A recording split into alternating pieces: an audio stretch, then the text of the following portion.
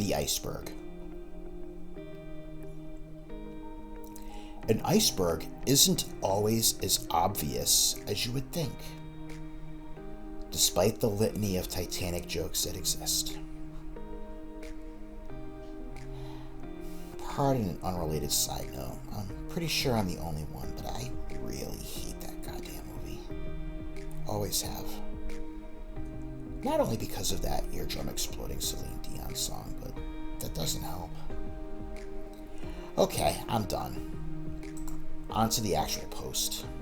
I was chatting with a friend recently, and the following well-intended yet stinging comment was made. Alright, it's not exactly verbatim, but you'll get the idea. Rich, you are incredibly talented. You have people lining up all the time that want to help you. You meditate, you take leaps, you do everything right, you have amazing ideas, yet nothing ever takes off for you, no matter what you try. What are you missing? Shit. Current state of affairs is not exactly ideal. I'm stuck here in Mass for the foreseeable future because I have no other options. But I'm here. Grateful for it, yet frustrated because I expected current life would be different. Scrambling to patch together enough writing jobs to get back on the road. Right now, that's not really happening, so I'm stuck driving again. It has moments where I can connect with people, but in a lot of ways, it's an energy drain for me. And definitely not feeding the soul very much.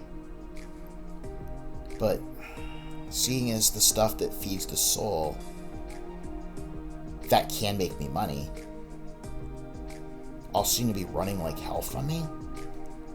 I still have to not die, so yeah, it's enough to keep me fed and the bills paid, but otherwise, leave me stuck. That's about it. Kicking the can down the street. It's almost impossible to not think about the bottom line, to not stress and not be fucking miserable right now. I know what I want. I know where I want to be. I fucking deserve it. And yet, I'm not allowed to have it. What am I missing? I've been simmering in this soup since coming back. I've been doing a lot of sitting in it. Often at the beach or in the woods, about 2 hours plus a day. It's not exactly helping to shut up the "you're a bum" crowd. Yeah, I know, it doesn't matter. What am I missing? I keep coming back to this point where lack of money derails me. Whether I am working or not, whether I am paid well or not, no matter what it is that I offer the world, I keep coming back here. Even if I think I have created enough of a buffer to keep me safe, something goes wrong. It's like creating my own version of the French Maginot Line, only to have the Germans repeatedly going around it. I come from a family of war history buffs. Some of it inevitably sinks in. I came back to my thoughts. Well, if you read the above, your response is, "No shit, Sherlock." I know. I've been playing in this pee-filled pool for a while. I kept trying to fight with them, deny them, ignore them, do the fake positive, everything is awesome bullshit, but all that causes is more anxiety. Resistance causes anxiety. You ever see people that keep flopping around in their sleep like they're constantly fighting with invisible ninjas? Of course you have. Well, they're likely fighting with something. I was, almost 24/7. All that happens is frustration, anger, pain, bitterness. And eventually that morphs into exhaustion, apathy, disinterest in life, a lack of energy to even get out of bed or shower or make breakfast. We also know this shit is depression. If all I'm doing is alternating between anxiety and depression, nothing is getting fixed, and all that's possible is maybe survival. Rinse, then repeat the cycle. Okay, maybe it's better to get to know the beast and learn where it came from. As I meditated, journaled, and all that good jazz, I was able to process that these blocks that I knew were there from assorted points in childhood.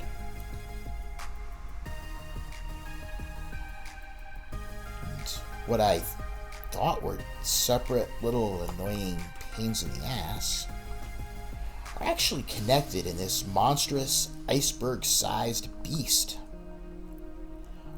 Most of it was underwater, subconscious, so I couldn't possibly see it while I blindly kept swinging at the invisible ninjas.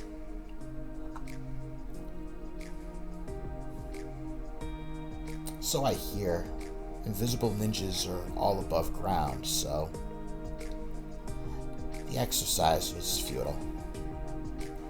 So many flashback moments built up that they compressed so hard they possibly produced oil. Revisiting the feelings of rejection, inconvenience, and other assorted feels. I had the lesson hardwired so deeply and internally that my stuff was to always be last unless I wanted to be a, quote, selfish asshole like all other men, unquote. There's a lot more than that, but I really don't care to drag this out over 3 hours. However, that little synopsis should show how there's a little bit of weight to carry. I've just been sitting with the iceberg, holding sunlight on it. I don't know what else to do. I'm having varied levels of success with that so far. When I can do this, it feels like the iceberg melts just enough that I can see possibilities and be at peace with everything. I get lost, though, still in this shit, and at times the light slides off. At those moments, I still crash pretty hard into the iceberg. I am learning that once I simply observe the spiraling thoughts and let them be without any sort of attachment, the light shines back on them. They do their thing and they don't attach. They move on. The thoughts are like a bunch of little ants on the ground, running around, doing their thing. Black and red antennae waving, with apologies to Dave Matthews. If you just observe and let them be ants, there's no issue. But when you start poking around in the colony and they start climbing up into your socks and shorts, and life becomes real miserable real quick. Hell, they still feel creepy crawly long after they've removed. So yeah, don't poke the ants. Maybe this is what I'm missing? When I can do that, I feel my energy and sense of wonder come back. I feel a little cocky instead of just wanting to hide.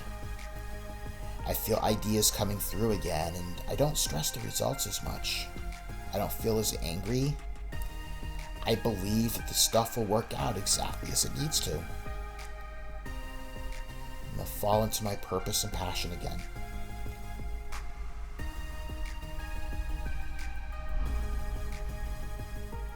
It's been happening in spurts. I was listening to Kyle Cease do a Hay House live on Facebook recently, and I heard him say clearly, it won't be verbatim, but you'll get the idea, that the crap is going to keep coming back until peace is found with it being there. In other words, if you want to be financially abundant, then you have to be okay with being flat piss broke. I've heard similar approximately 96,329 times, give or take one or two. But this was the first instance where it felt like this shit finally clicked. And by finally clicked, I of course meant the first time I allowed myself to hear it openly in terms of my own shit. I think that might be what I'm missing. I'm not fully there, or even halfway there, but certainly living on a prayer. This time I apologize to Bon Jovi.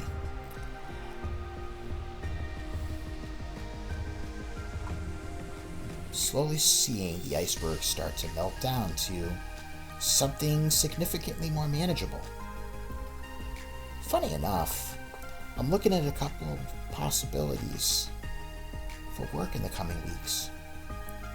I'm beginning to accept what is the present moment. If 20 gigs come at me this week, awesome. Only crickets and tumbleweeds? I can hack it. I have to remember to release the thoughts at times. But now I know to, and that's a big thing. It's a process. This is still a big old iceberg and will take a lot of steady duration work. And it's gonna take some time.